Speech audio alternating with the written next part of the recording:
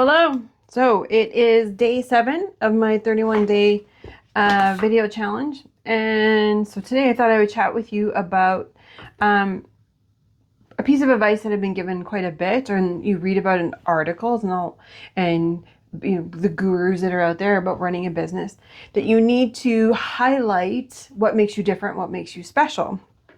And yes, that's a very you have to do that in business. You need to be able to stand out and, why you versus somebody else.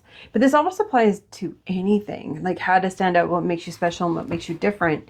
And lots of times back in the corporate world, and I watch people kind of just make themselves small or make themselves bland, for lack of a better word. And I don't think you need to do that. So I thought, it's better to have the language and the understanding around who you are and what does make you different. We're all the same, but we're all different. Like, I kind of go, if you can recognize that you're a magical purple unicorn, it's so much easier to see that they're a magical green unicorn. And you're like, oh, cool, you're a unicorn too. I'd love to learn more about you. So for me, what makes me different, especially in my approach to my consulting side of the business. So when I work with a team, I tell them, I'll come in and we do the workshops, we get prepared, we do all the principles work, and I teach you the concepts, the language, the new vocabulary, which really isn't that hard, the platform, how to use it, how to function as a team.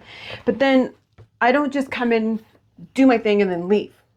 Because when I was in corporate, that was one of the things that I found frustrating when I would be sent, go on this training for conflict management or what, it doesn't matter what it was.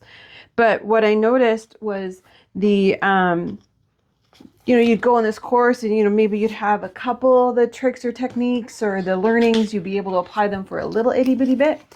But within a heartbeat, you're back to your old habits. So I didn't want to be that kind of consultant. So when I am hired and I go in and work with a team, part of the contract with me is not only the actual delivery of the content, but the support after. So for a minimum of 6 months, I am your coach on call. Because when you're learning something new, and I tell everybody this, when I'm delivering a program, is you're going to stumble, you're going to wobble, it's going to feel awkward, and that is absolutely okay. You're learning something new. I'm here to support you.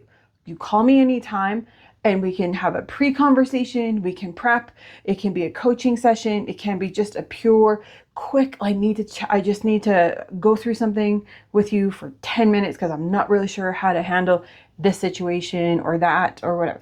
So that's where I do things a little bit differently, because my primary goal is always for the learnings to stick so that the team is successful. So that's where I'm a little bit different in how I engage with clients. And then on the coaching side, we're a little bit different, and I know I am this. I'm a rather provocative coach.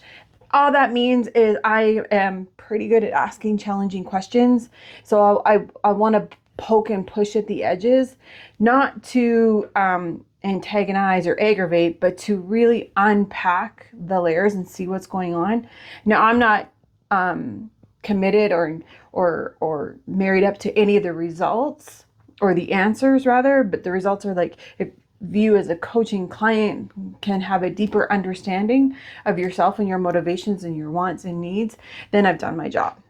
And sometimes to do that, I got to poke a little bit and just see. But the good news is if you kind of go, no, that's not true, or no, I don't think that's right, I'll be cool, right? That's fine, right? I have no emotional ties to the answers. But I do have a responsibility to make sure that we're diving in as much as we can. Now, there is a judgment call on my part, how hard I can push someone. There's a level of trust. There's needs to be a relationship before I poke really hard. But I know that I do bring that as a coach. So I'm a little bit more pokey than some of the other ones that are out there. So I always tell them, if you want to hire me as a coach, please know that we're really going to dive in. I really want to make sure that you're getting the results you want. So I know that those are a couple of my differentiators. So it might be super cool for you to think about, well, what makes you different? How do you show up at work different than the other guy? How do you show up in a job interview different than someone else?